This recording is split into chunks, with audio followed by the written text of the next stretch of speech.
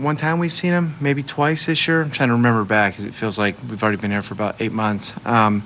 Fastball command, right? So in spring training, I think what's unique to him is his ability to command his fastball to both sides of the plate. And I really do feel strong that, I think the industry went through a stretch where it was all set up middle and throw as hard as you can, right? And we saw a lot of pitchers working north-south in a lot of ways. And I think we saw a lot of the hitters in Major League Baseball adapt, right, and adjust, and using the different training techniques in the cage, hitting the foam balls where the balls kind of simulate the four-seam fastball.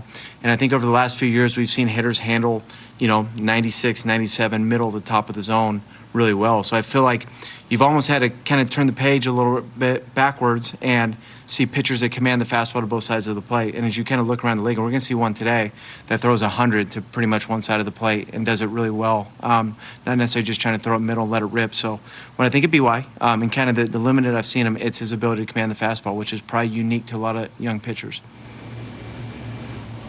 Westburg said that his knuckle felt good enough. Yeah. Do you ever see a little bit of yourself in just how hard-nosed he is? I wish I was as tough as Wesley. That would be a heck of a compliment. I hope it feels better than just good enough, because I told him do not play unless he feels great and he really wants to play.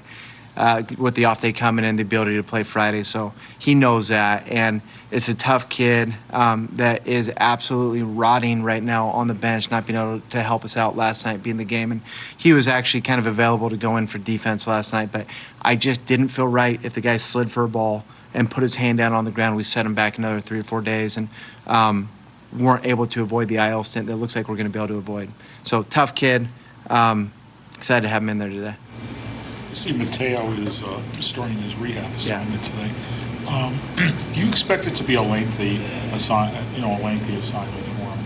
I personally, my own personal feelings is I hope it is, just to give him a chance to play. We needed him to start the year, in Toronto with kind of where we're at. We had Jackson playing shortstop, and Jackson's very capable of playing shortstop, but I think when you get a young player like Jackson, you just want to get comfortable where he's going to be. We asked a lot out of him to do that. So we were trying to get Georgie there with us. He didn't get the chance to really go play a ton, in our reality. He missed half of last year, and he wasn't playing a ton last year as well. So this is probably a good opportunity for him to go play. We miss him, and we need him here without a doubt. But, given that we have health and we got players playing well, I hope he gets a chance to play down there quite a bit.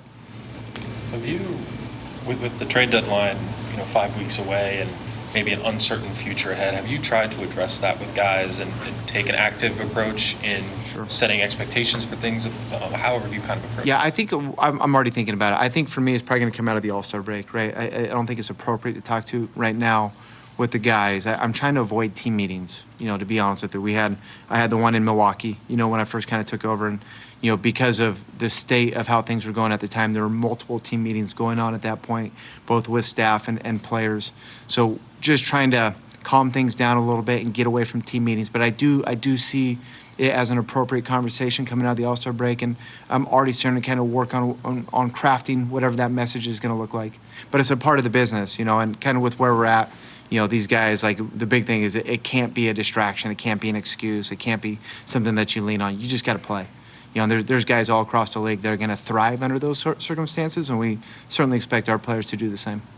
With Young, that sort of makes 6 starters for you guys. You're going with a short bullpen. Is that something that you expect to continue for, after tonight? Not necessarily. You guys know how this goes. I mean, it's ever in flux. I mean, we're constantly shuffling pieces and trying to find the right mix, but I think it's probably, we'll see where it goes.